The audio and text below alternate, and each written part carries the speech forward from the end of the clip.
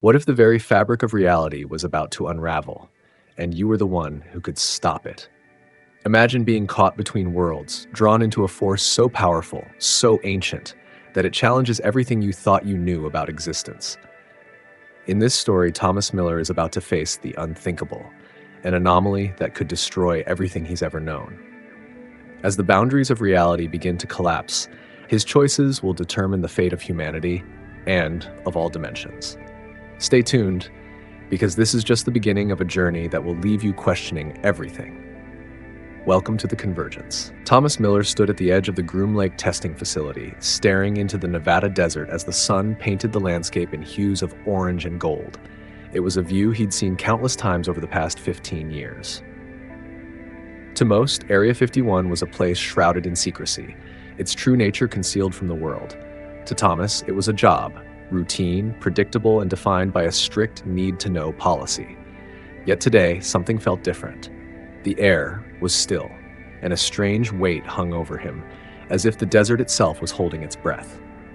He adjusted his sunglasses, scanning the employee lot with practiced precision. The usual morning rituals, scanning his badge, verifying his identity, and passing through the biometric systems.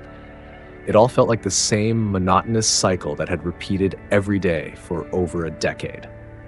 But today, things would change. Little did he know it had already begun. The first sign came from Dr. Alan Webb, a physicist who headed the Advanced Theoretical Research Division. Dr. Webb's presence in his office was unusual, an oddity that immediately put Thomas on alert. Webb wasn't one to visit security unless there was something serious at stake. As he stepped into Thomas's cramped office, he wasted no time with pleasantries. "Miller," Webb said curtly, "I need you to authorize a security team for Level 7, Section C." The words hung in the air for a moment. Level 7, Section C, sealed off for decades. No one had been allowed near it in years. The hair on the back of Thomas's neck prickled. "On whose authority?" he asked, his voice steady, though his mind raced. "Director Harmon," Webb replied, his eyes flickering with an unsettling mix of excitement and unease. "We've detected anomalies. They match calculations from Project Threshold." The mention of Project Threshold sent a chill down Thomas's spine. It was an operation that had been shut down in 1989 after a catastrophic event that claimed 12 lives. The details were still classified, but rumors of what had happened in that year had spread like wildfire. Thomas had heard them. Everyone had. The theories ranged from alien technology to time manipulation experiments. None of them were comforting. Despite the gnawing feeling in his gut, Thomas did what he had always done. He followed orders. Without asking further questions, he signed the authorization. In hindsight, he would regret that decision. But at the time, it seemed like just another day at work, another routine task. By the time Thomas and his security team stood before the reinforced blast door of Section C, the weight of the decision had begun to settle in. It had been 30 years since anyone had ventured past this door. 30 years since the last experiment, the last discovery, the last breath of life in this forsaken part of the facility.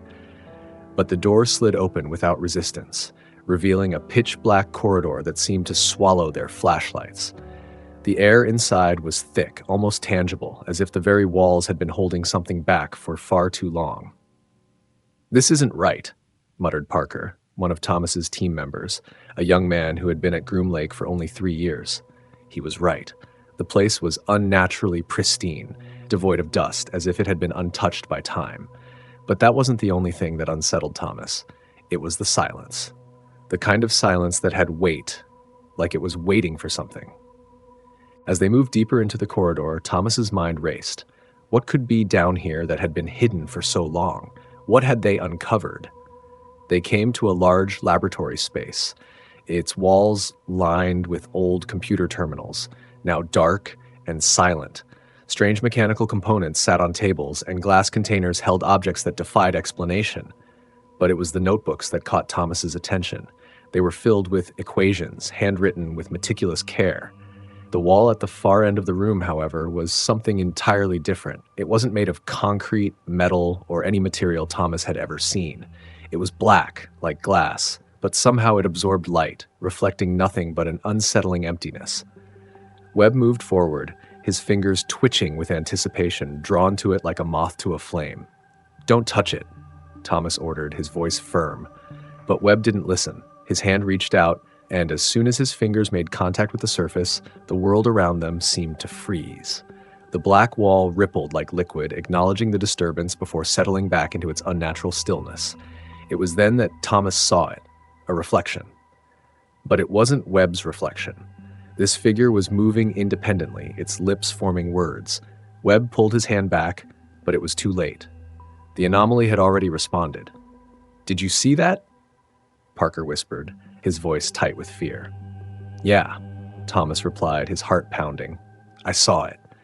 Webb was too enthralled to care. "It's responding to electrical impulses from the human nervous system," he said, his voice shaking with excitement. "Just as the calculations predicted. This is incredible." But Thomas wasn't convinced. Something wasn't right. The equations, the reflection, everything about this place felt wrong, like they were standing on the edge of something that they were never meant to understand. As the hours passed, Thomas's unease grew.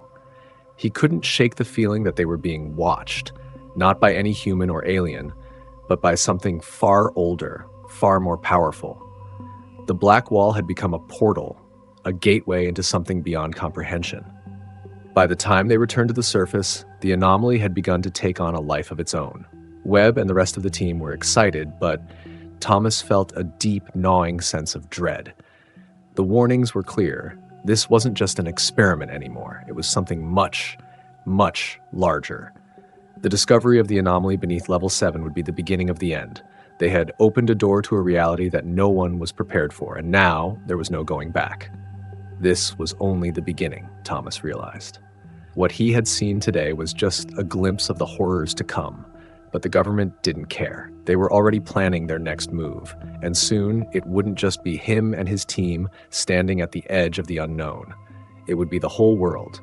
But for now, he was still in control, still in command of the situation. He had no idea how wrong he was. The days after the discovery under level 7 felt like a blur, a chaotic mess of orders, meetings, and escalating tension.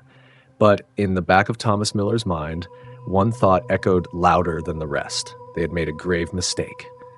He could feel it, a cold, creeping sensation that tightened around his chest every time he thought about what they had uncovered beneath that sealed door. The facility's usual hum, the sound of machines and men working in perfect, disciplined harmony, felt suddenly off-key. It was as if the entire base was holding its breath, waiting for something that would change everything. The reports, the calculations, the data, they didn't mean anything anymore.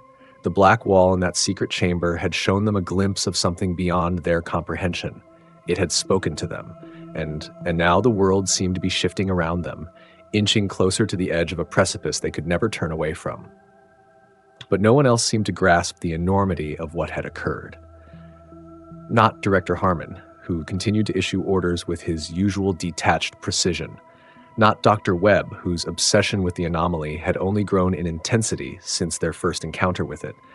Webb had become consumed by it, as if he had discovered the holy grail of science, a riddle that had no answer but was too alluring to resist.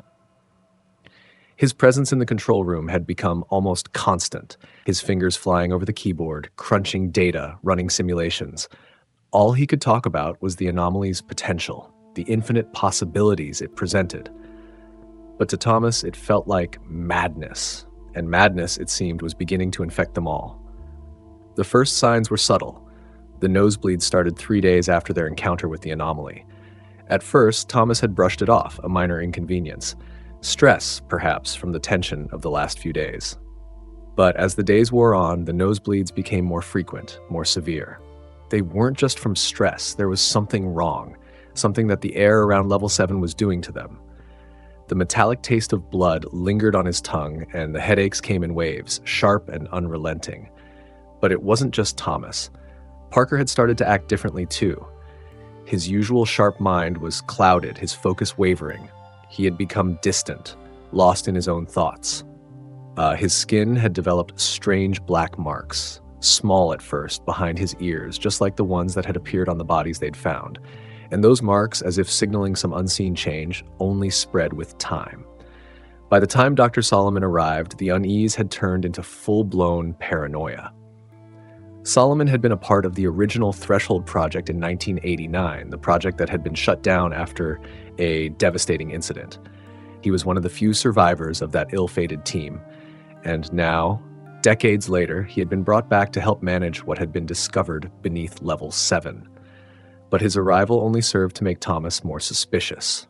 Solomon's eyes were wide with fear, as if he knew something they didn't, something he had been too afraid to say until now.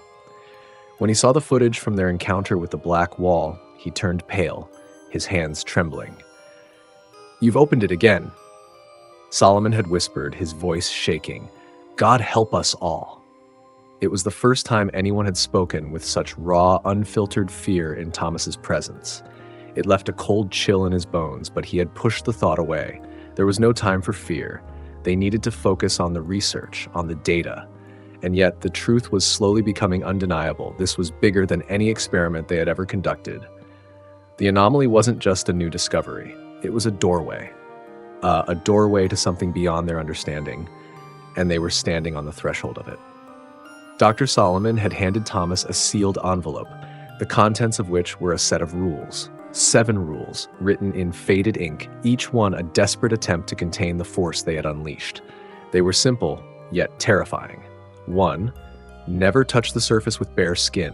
2. Never remain in its presence for more than 60 minutes. 3. Never bring electronic recording devices within 10 feet. 4. Never look at your reflection in its surface for more than 3 seconds. 5. If you hear whispers, exit immediately. 6. If it shows you symbols or equations, do not attempt to transcribe them. 7. If you dream of it after exposure, report to medical immediately. These were the rules that had kept them safe the first time, Solomon had explained, the first time they had encountered the anomaly. But that was before they had fully understood what it was, before they had realized what it could do. And now, the lines between what was real and what wasn't were beginning to blur. Thomas sat in his office that night staring at the list of rules. He felt a weight in his chest, a heaviness that he couldn't explain. It was as if the world itself was shifting around him, pulling him into a direction he wasn't ready to go. He had violated the first rule. They all had. They had touched the surface. They had crossed a line that they could never return from. The strange marks behind his ear itched. He reached up to touch them, feeling the skin tingling beneath his fingertips, as if something was shifting beneath the surface. The dreams had started too. Vivid, chaotic dreams that left him sweating and gasping for breath when he woke. He saw equations, symbols, things he couldn't understand, but which somehow felt familiar. And the whispers. They were always there, just on the edge of his hearing, a soft murmur that seemed to come from the black wall itself. He had tried to ignore them, tried to focus on the mission, but it was no use. The anomaly was calling to him, pulling him deeper into its web. And the worst part? He was beginning to understand it, to see the equations, to comprehend the patterns that were unfolding around him. It was like his mind was unraveling, but in a way that was almost exhilarating. He couldn't explain it. But the pull was irresistible. The following morning, when Thomas arrived at Level 7 with the team, something had changed. The black wall had grown, extending beyond its original boundaries. It had spread like a living organism, its surface shifting and pulsating as if alive. And standing in front of it was Dr. Webb, eyes wide with wonder and fear. It's changing," Webb muttered, reaching toward the wall once more, his fingers trembling with anticipation. "This is it. This is what we've been looking for." "Don't touch it," Thomas warned, but his voice felt distant, as if it didn't matter anymore. Webb ignored him, his hand making contact with the surface once more. The moment his fingers touched the black material, the world around them seemed to explode in a flash of light and sound. The walls of the room shifted, the air became thick and oppressive. And then the whispers began, louder now, almost deafening. The room was no longer a room. It was a doorway to somewhere else. And that was when Thomas realized the truth. The anomaly wasn't just an experiment, and it wasn't just a mistake. It was the beginning of something much bigger, something that had been waiting for them all along. The convergence had begun, and there was no turning back. Thomas Miller stood at the threshold of the black wall, his breath shallow, his pulse quickening. The room around him felt like it was closing in, suffocating him.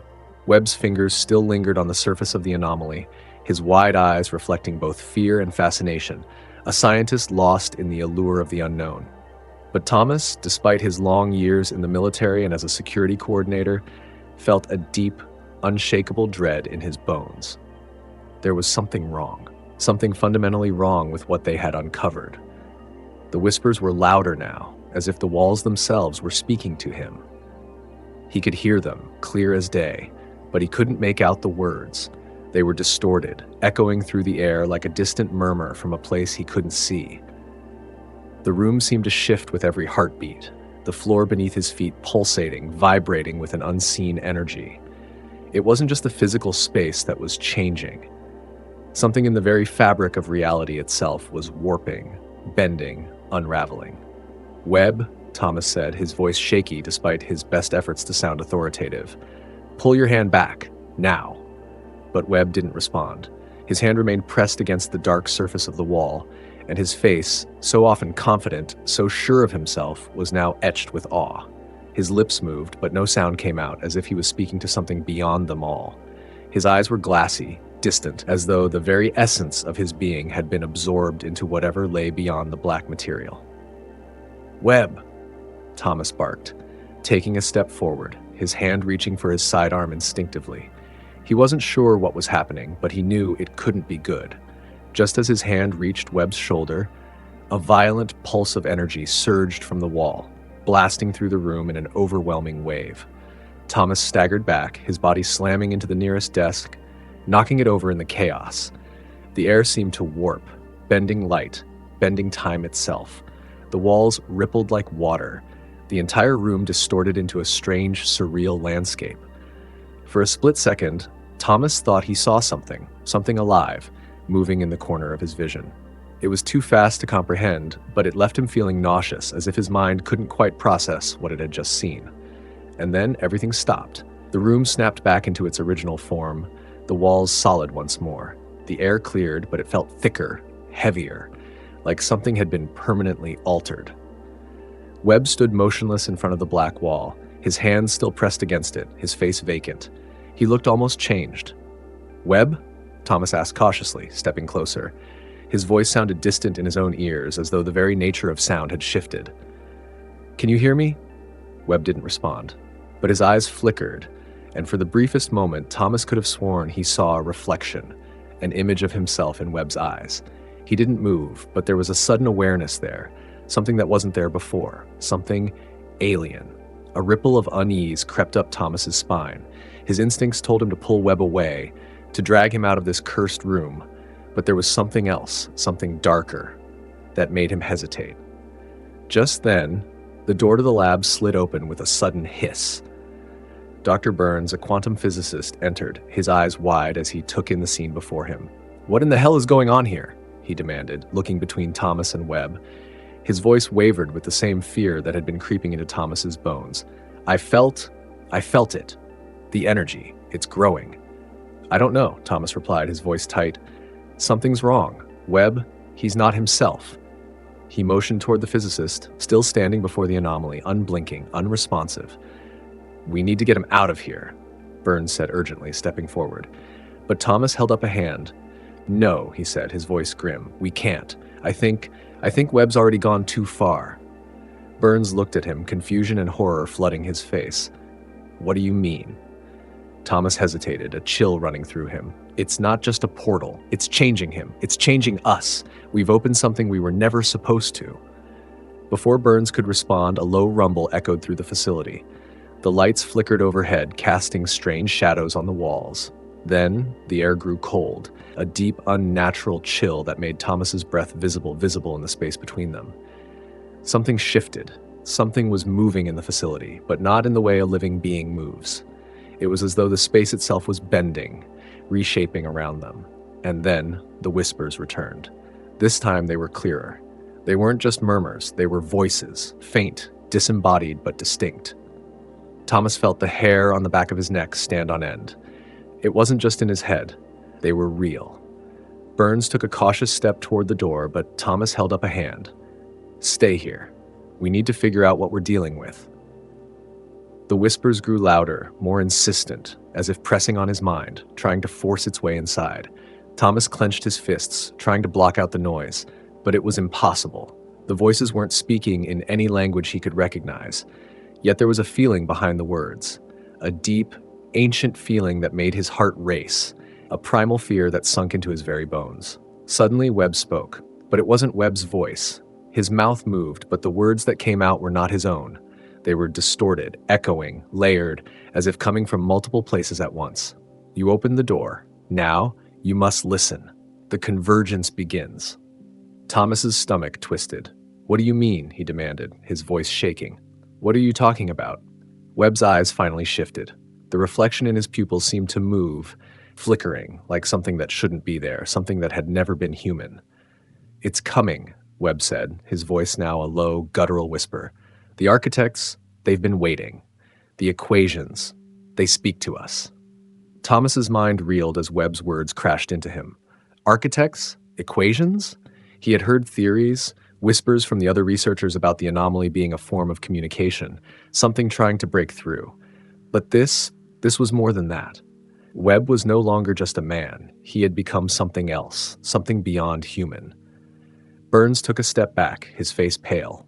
This isn't possible," he whispered, his voice barely audible. Thomas didn't respond. His thoughts were a blur of confusion and terror. The anomaly wasn't just an experiment. It wasn't just alien technology.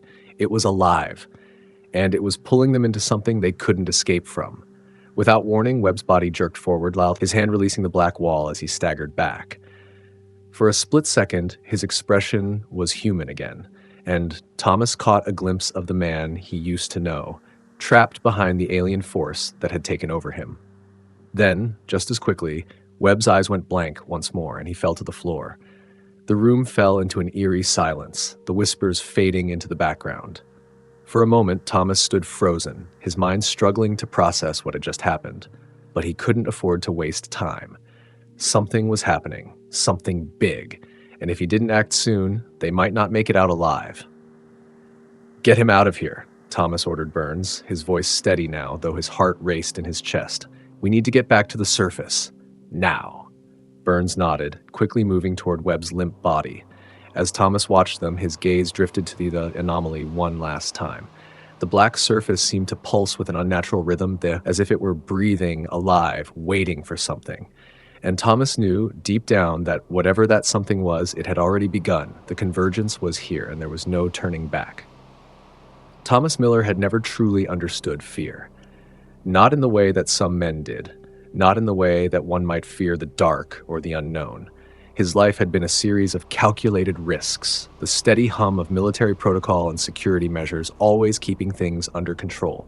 But the moment Webb collapsed onto the floor, the fear Thomas had always dismissed, the kind that hid just beneath the surface, began to gnaw at him. This wasn't a simple security breach. This wasn't a threat they could neutralize with tactics or weapons. This was something primal, something ancient that had been buried beneath the earth and only just stirred awake. And for the first time in his life, Thomas realized that no amount of training or preparation could have readied him for this. He watched helplessly as Burns struggled to drag Webb's limp form away from the black wall. The physicist had no fight left in him, his arms weak from the physical strain. But Thomas didn't blame him. They were all caught in the same trap. Whatever had happened to Webb wasn't just physical. It was like the anomaly had wormed its way inside of him, altering him at the very core, bending his mind to something far beyond human comprehension.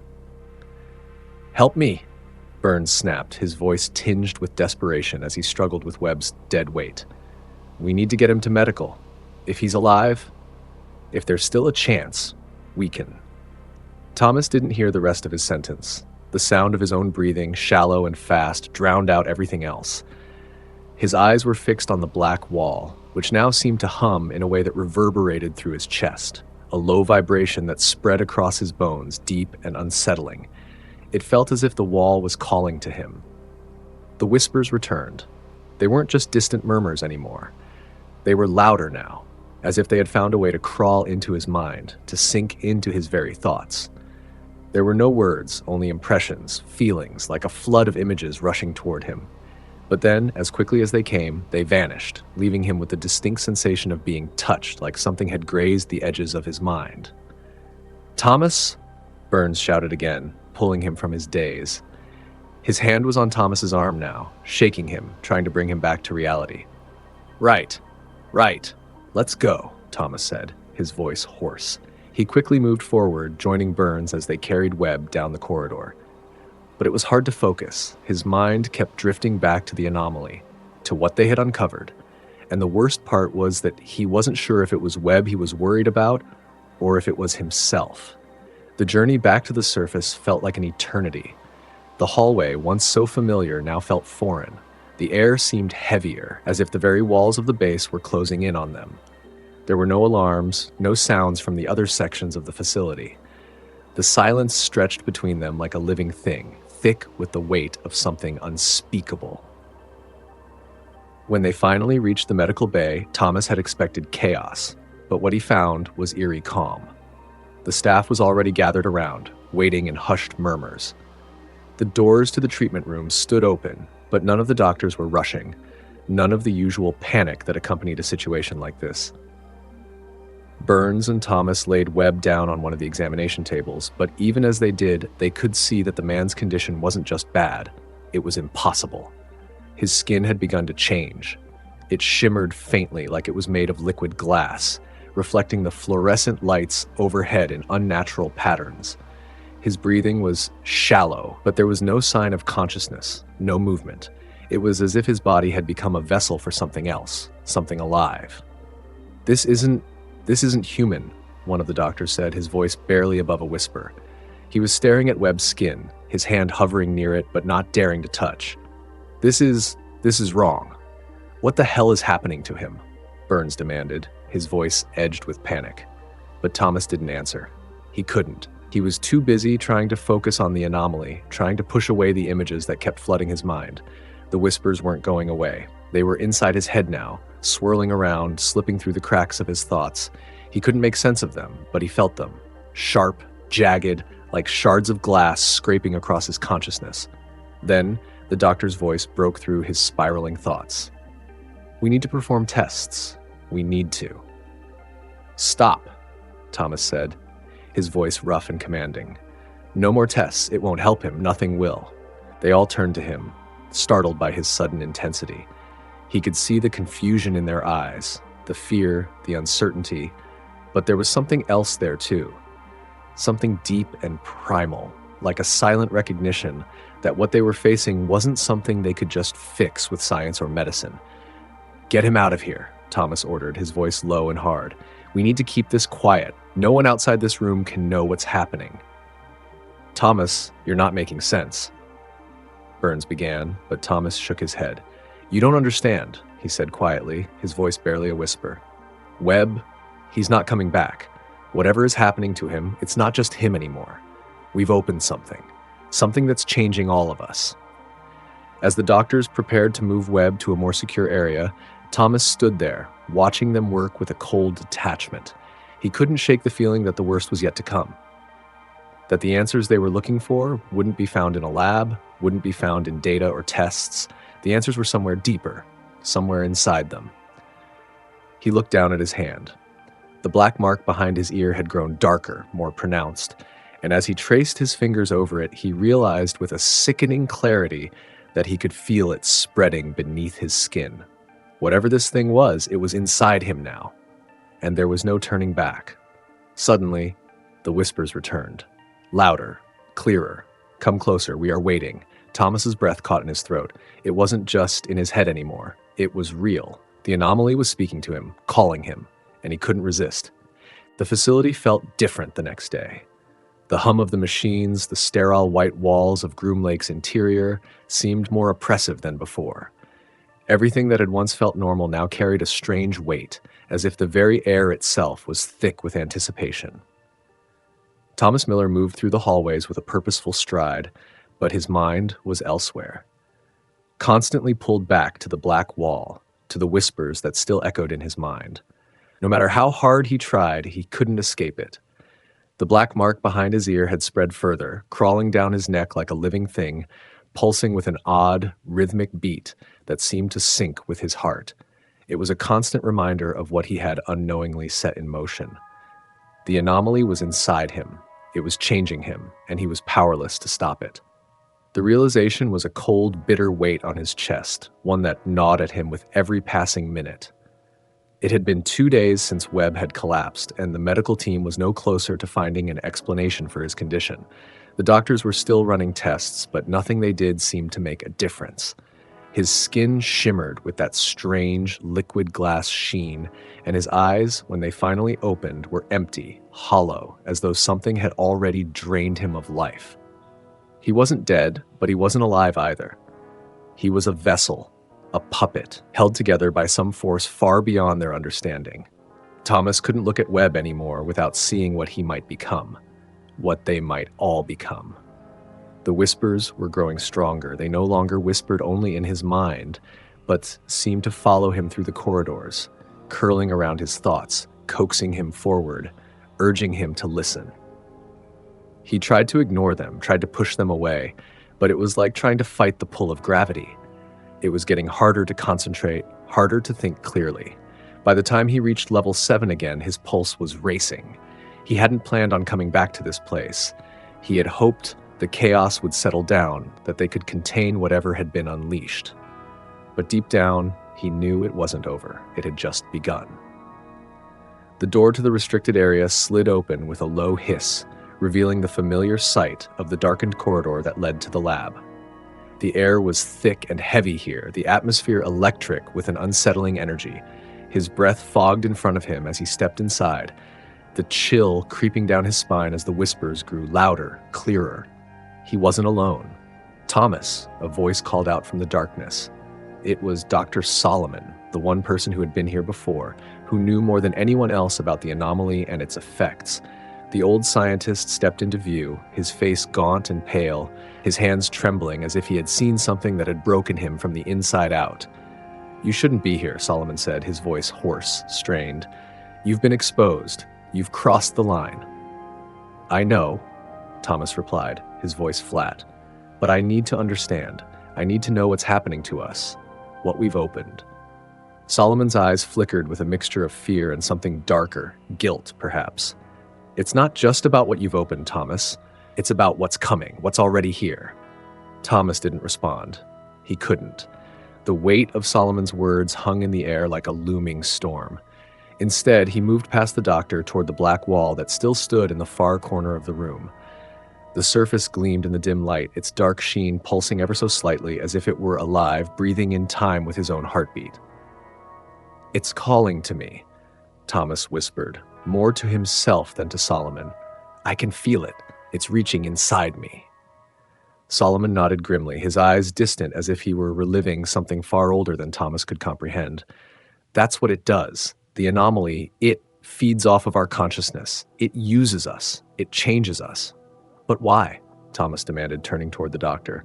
"Why now? Why us?" Solomon hesitated, his eyes flickering to the black surface, then back to Thomas. "It's not random. You opened the door, but this has been happening for centuries. The anomaly was never meant to be discovered, but here we are. We were never supposed to find it." The old man's voice broke. "And now that we have, it's already too late." Thomas's heart raced, his mind whirling with the impossible, the absurd. "What do you mean it's too late? We can still close it. We can still contain it." "No," Solomon said softly, his voice trembling.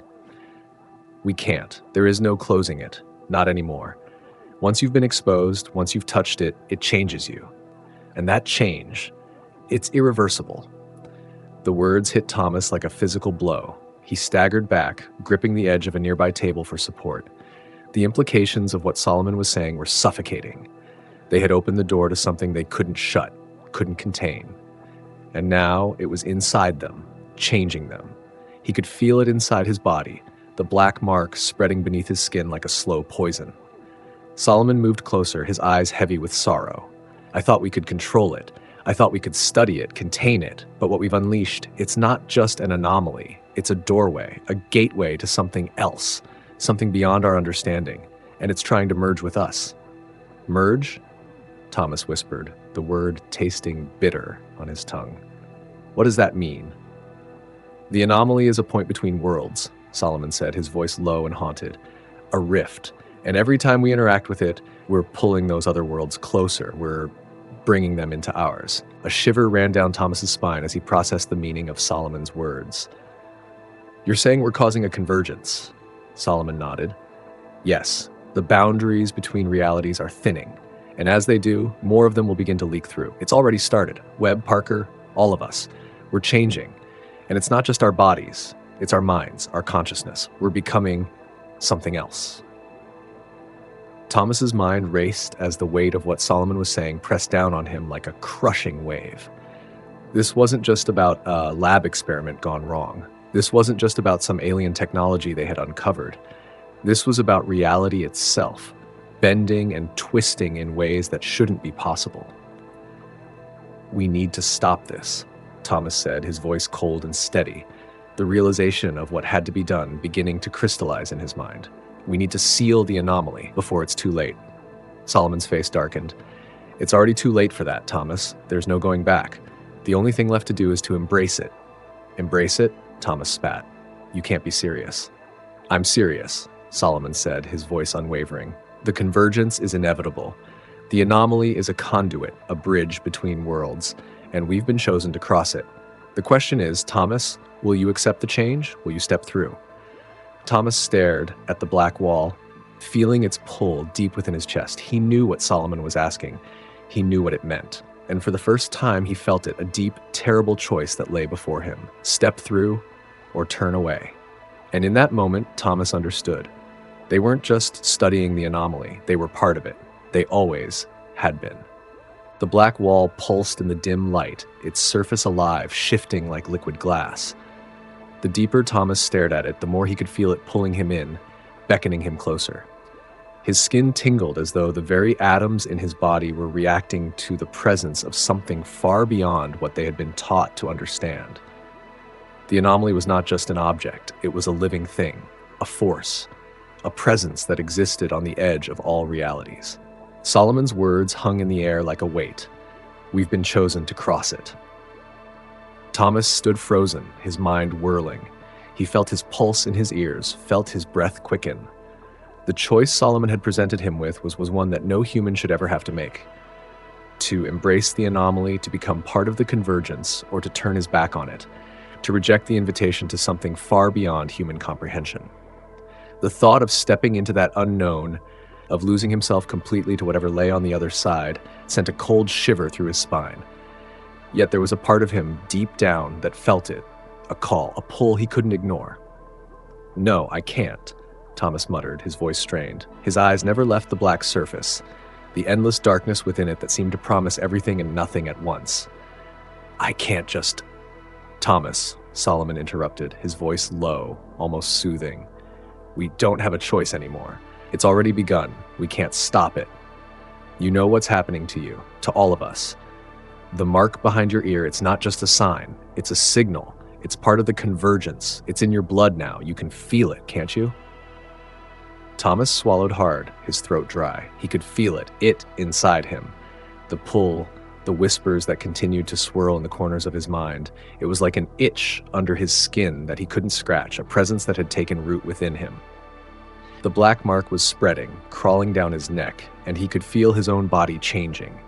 The strange, pulsating sensation that had begun after he touched the wall was intensifying, making his skin tingle with an energy that was both alien and familiar.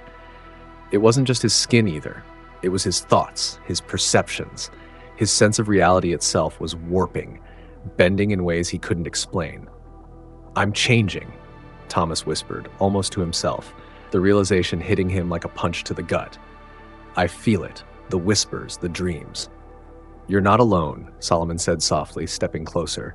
His eyes were wide, haunted. Parker's gone further. Webb, he's already crossed over. They're part of it now. You've already been exposed. You've already crossed the threshold. The only question now is whether you accept the transformation or fight it. But know this, resisting will only make it worse. The convergence is happening, Thomas. The only thing left to decide is how you face it. Thomas's gaze flickered to Webb, lying unconscious in the medical bay, his skin still shimmering with that strange glass-like quality. The man he had known, the brilliant, arrogant physicist who had once been so confident in his theories, was no longer here. He had become something else. His mind, like the others, was being twisted, reshaped, absorbed into the anomaly. And yet there was no sign of pain, no scream of agony. Instead, there was an eerie calm, a peaceful surrender to whatever was happening. "I'm not like them," Thomas muttered, his chest tightening. "I'm not ready for this." "You don't need to be," Solomon said, his voice soft but firm. "None of us were. But this isn't about being ready, Thomas. It's about surviving. We can't stop it, but we can choose how we move forward. Embrace it. Let the convergence take you. It's the only way to understand it, to control it. Otherwise..." He trailed off, his face growing grim. "Otherwise, it will destroy us all." For the first time since this whole ordeal began, Thomas felt a flicker of real fear, a primal, gut-wrenching fear. What if Solomon was right? What if resisting was only going to lead to more pain, more death? He could feel his body already shifting, changing. The mark on his neck had grown darker, deeper. It was no longer just a physical sign. It had become part of him, a part of his very essence. But even as the fear washed over him, there was a part of Thomas that knew, felt what the answer had to be. The same pull that had guided him this far, that had led him to the anomaly, now urged him forward. There was no going back. He had already been chosen. He could feel the connection. It was undeniable. His breath hitched as the black wall before him pulsed once more, beckoning him. "Step forward," Solomon whispered, his voice almost reverent. "Don't be afraid. This is what we were always meant to become. This is our evolution." Thomas hesitated, his gaze still locked on the anomaly. Every instinct in his body screamed at him to turn away, to run, to save whatever was left of himself. But the whispers were louder now, clearer. The pull was stronger than ever, and as his body trembled with uncertainty, a new understanding washed over him. This was the future, the inevitable outcome of everything they had uncovered. The anomaly was not something to fear. It was something to accept. It was a bridge between worlds, between realities, and it was offering him a chance to transcend the limitations of his human form. Thomas's hand, almost of its own volition, reached forward, his fingers brushing the surface of the black wall. The moment his skin made contact, everything shifted. The world around him melted away in an instant, disintegrating like a bad dream. The facility, the lab, even Solomon, all of it blurred into a distant memory, lost in the chaos of space and time. Thomas was no longer standing in the sterile corridors of Groom Lake. He was floating in a void, surrounded by shimmering geometries, impossibly beautiful and terrifying all at once. The air, or whatever this was alive with energy, with the hum of something ancient, something beyond time. And then he saw them. The architects. They were not beings in the way he understood beings. They were constructs, living geometries, manifestations of pure thought and energy, floating through the expanse like stars in the sky. Their forms were ever-changing, shifting in ways that defied the laws of physics, yet somehow making perfect sense. Each one pulsed with energy, vibrating with a knowledge that Thomas could never hope to comprehend. One of them, their presence dominating the space, approached him. It did not move, not in the traditional sense. It simply was there, and then it was inside him, all around him, speaking to his mind in a language that wasn't a language at all. It was pure understanding, the kind that bypassed words, bypassed the need for communication. "Welcome," it said, though the word had no sound. It resonated within his mind, within his very being. "You are ready to understand, ready to join." Thomas's body trembled, his consciousness strained as he struggled to comprehend the sheer weight of what he was feeling. This wasn't just knowledge. This was something far deeper, something that reached into his very soul. He was no longer just Thomas Miller. He was part of something much bigger, much older. The boundaries between him and the anomaly, between him and the architects, dissolved entirely. It was happening. The convergence. "Embrace the change," the architect whispered. "You will become a bridge between worlds. You will stabilize the rift. You will guide the merging. This is your purpose. It is why you were chosen." And then, as quickly as it had begun, the vision shifted again. The void was gone. The strange, incomprehensible geometries faded away. And in their place, Thomas found himself standing once more in the lab, at Groom Lake, his hands still outstretched, the black wall now alive beneath his touch. But this time, it wasn't a wall, it was a living presence, as real as his own body. The transformation had begun. He felt different now. Not just physically, but in every way that mattered. He could see the connections. The other dimensions, the rift between them was no longer a concept. He could feel it pulsing in his very soul. The architects had left him with their mark, their understanding, and now it was up to him to stabilize the rift, to help guide the convergence. But that wasn't the only thing they had given him. For the first time, Thomas understood what it meant to evolve, to become. And he knew without a doubt that he was no longer human. Thomas stood there, his hands still pressed against the pulsating surface of the anomaly, his mind reeling from the transformation that had just taken place. The echoes of the architect's words, their presence within him, still vibrated in his mind. He had crossed the threshold. He had stepped beyond the bounds of humanity, and in doing so, he had unlocked a door to an entirely new reality. He wasn't sure whether to be terrified or exhilarated. The lab, once familiar, now seemed like an alien world. The air felt different, charged with an energy that was both terrifying and alluring.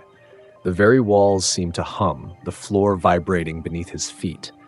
His eyes, adjusted to the dim light, could see the faintest glimmers of the other dimensions, those shifting geometries that had once been impossible for him to comprehend. They flickered in and out of view like forgotten dreams, bending and warping reality in ways that no human could have imagined. He took a breath, his chest expanding with the strange sensation of both liberation and burden. The black mark behind his ear had spread further, now stretching across the side of his neck and down his spine, like ink spilling into his veins. It pulsed with each heartbeat, a constant reminder of what he had become. A vessel, a bridge between worlds. You will stabilize the rift. You will guide the merging. The architect's words echoed once more, but this time they didn't just come from the void. They resonated from within him. He felt their presence in his very blood, in the marrow of his bones. It was no longer a question of what he had to do. He knew what was required of him. The anomaly wasn't just something to observe. It was something to guide, to protect, to nurture. But the weight of this knowledge, the enormity of it, pressed down on him like a mountain. He wasn't ready for this. He hadn't asked for this. And yet, there was no denying that he had been chosen for something far greater than himself. The convergence, the merging of worlds, the breakdown of reality itself was already happening. He could feel it, spreading like a wildfire just beneath his skin. He closed his eyes, trying to gather his thoughts, but the flood of information was overwhelming. The equations, the symbols, the whispers, they were all part of the same thing. The anomaly wasn't just a rift in space and time. It was the key to understanding everything that had come before, everything that was yet to come. And now, it was up to him to unlock its full potential. Thomas? The voice pulled him back from the chaotic storm of thoughts in his mind. It was Solomon. The old man had approached him without a sound, his expression worn, as if the weight of their shared knowledge had already begun to break him down.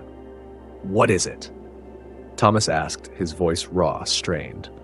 "We've lost control," Solomon said quietly, his eyes flickering toward Webb's motionless body still lying on the examination table in the medical bay. "Webb?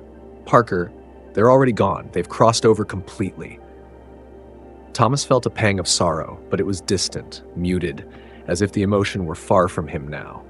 He had been so focused on his own transformation that he hadn't truly thought about the others, their fates, their sacrifices. He looked at Solomon, the old man's weary face, a reflection of the fear and resignation that had taken root in his heart. "Are you sure?" Thomas asked, though he knew the answer. He could feel it in his bones. Webb's body wasn't just physically altered. It was as if the very essence of the man had been consumed by the anomaly, absorbed into the fabric of reality itself. "Yes," Solomon replied, his voice breaking. "And now it's your turn. You're the only one left, the only one who can stabilize it. But..." He faltered, his eyes darting nervously to the black wall, as though he were afraid it might reach out and consume him too. "But you must act quickly. The longer you wait, the harder it will be to control. It's already spreading. The convergence is accelerating." Thomas nodded, though the weight of the task before him threatened to crush him. He wasn't prepared for this. He wasn't ready to be the one who controlled the rift, the one who guided the collapse of reality into something new. He wasn't ready to be the bridge. But in that moment, standing in front of the anomaly, feeling the pulse of it in his very skin, he realized there was no choice. There was no going back. The convergence was happening. The walls of reality were crumbling, and it was his job to hold them together, to stabilize the fracture before it consumed everything.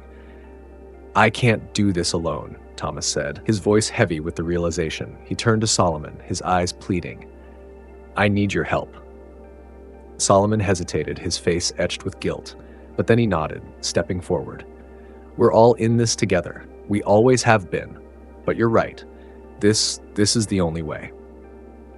Thomas glanced at the team of scientists and security personnel standing at the far end of the room, their faces masked with confusion and fear.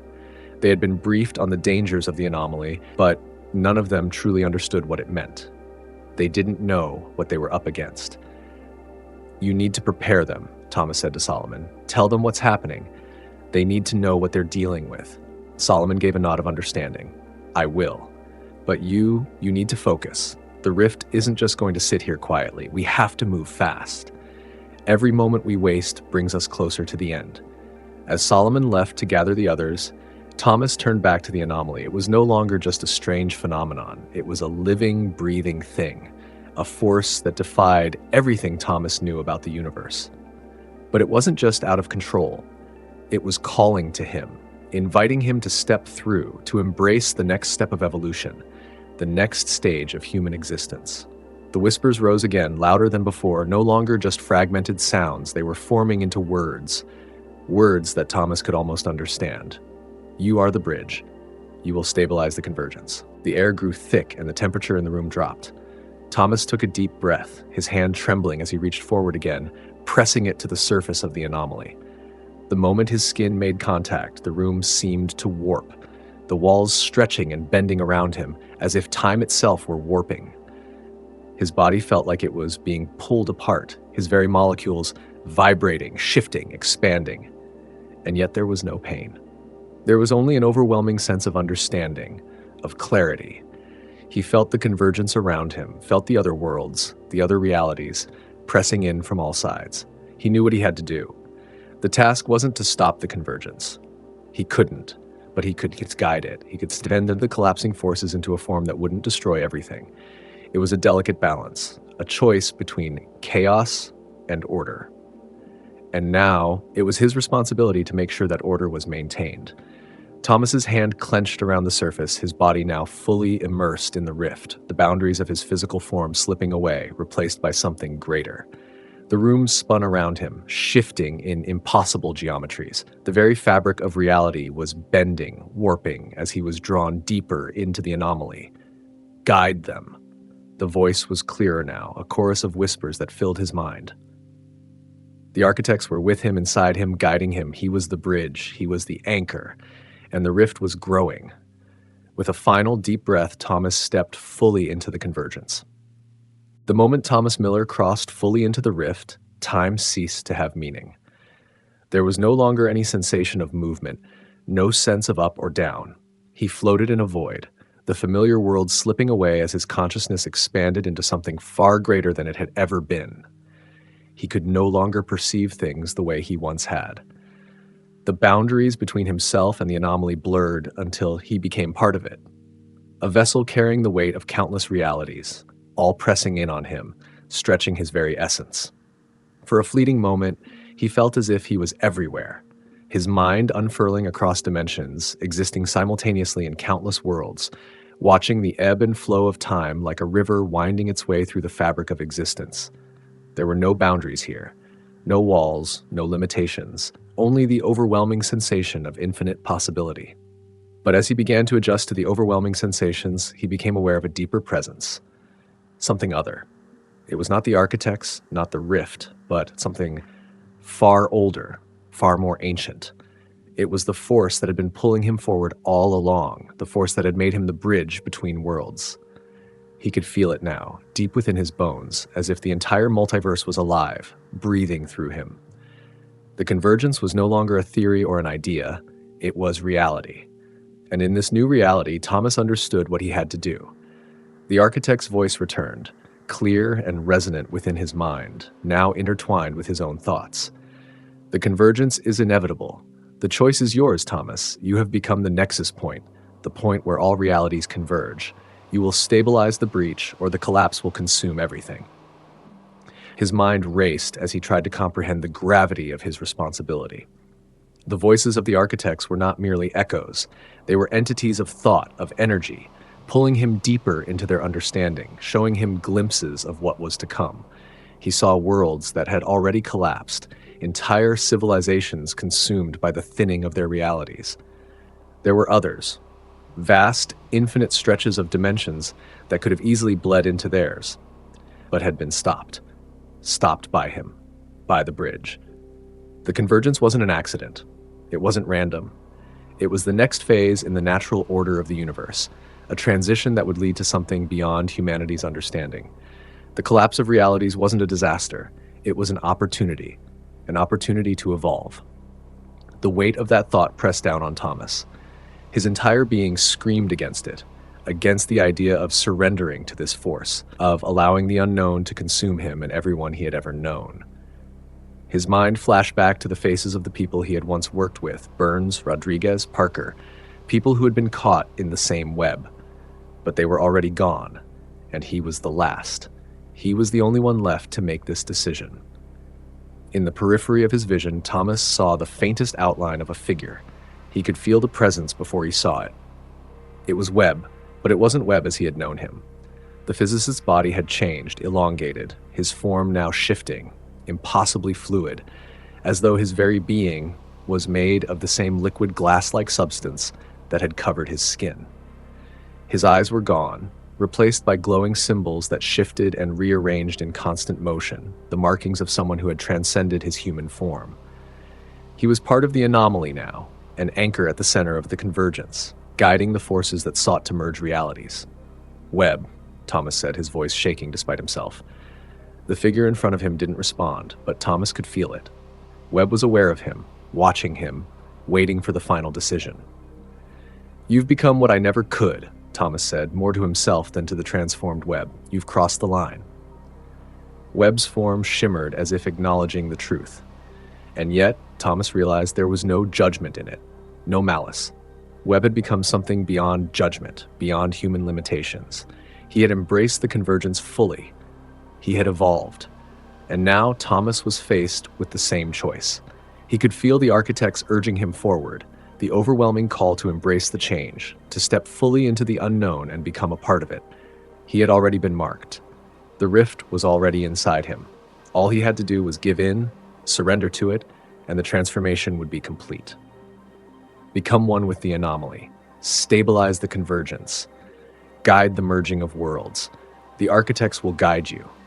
But as the words echoed through him, as the force that had been pulling him forward swirled around him like a dark tide, something within him pushed back. It wasn't fear. It was something deeper, something human. He couldn't let go of the world he had known. He couldn't abandon the people he had worked with, the people who had died because of this very thing. He couldn't let this anomaly, this force, consume everything. No matter what, he was still Thomas Miller. He was human. And as human, he had the ability to choose. The force surged, crashing against his mind, pulling at his body, trying to swallow him whole. It felt like drowning in an ocean of thought, of existence, of pure becoming. But Thomas fought back. He pushed against it, reaching into the core of his own consciousness, drawing on the strength he had buried deep within himself. He had to make a choice. He had to fight for the humanity he was afraid of losing. "I won't let it happen," he whispered, his voice hoarse. The energy of the anomaly writhed around him, reacting to his defiance, growing darker, more chaotic, but he didn't care. He would not let it consume him. He would not let it win. With every ounce of willpower, Thomas drew on his connection to the world he had come from. He wasn't going to be the bridge. He wasn't going to stabilize the breach. He was going to close it. The world around him twisted and fractured. His vision blurred, reality bending and snapping, but Thomas's resolve remained unbroken. His body felt as though it was tearing apart, each molecule vibrating with impossible energy, but still, he resisted. His consciousness fought to hold on to itself, to the human life he had once lived. "I choose humanity," he said aloud, his voice echoing through the chaos. And then, with a final, painful surge, he pulled. The anomaly screamed, a deep, primal roar that shattered the very fabric of reality around him, but Thomas pulled. With a final push of his will, he forced the rift closed. The void erupted in light, a blinding burst of energy that consumed everything in its path. Time snapped back into place, the walls of the lab reappearing, the floor beneath him solid again. Thomas's breath came in gasps, his body shaking with the effort. His vision swam, the edges of the world still blurring as the aftershocks of the rift's collapse rattled through his mind. And then, silence. For the first time in what felt like forever, everything was still. The rift was gone. The convergence was stopped. The merging of realities was halted. Thomas collapsed to his knees, gasping for air, his body trembling from the exertion. He had done it. He had chosen. And he had won. But as he looked around the room, his eyes falling on the remains of the anomaly, he knew it wasn't over. The architects hadn't gone. They were still here, still waiting. And as he slowly rose to his feet, Thomas knew one thing for certain: the convergence had only just begun. Thank you for joining us on this wild, mind-bending journey into the unknown. If you enjoyed this epic story and want to see more, don't forget to hit that like button, subscribe to our channel, and leave a comment with your thoughts. We want to hear what you think about Thomas's incredible journey and the choices he made. Your support means the world to us, and we can't wait to share more thrilling adventures with you. Until next time, keep your curiosity alive and stay tuned for the next chapter.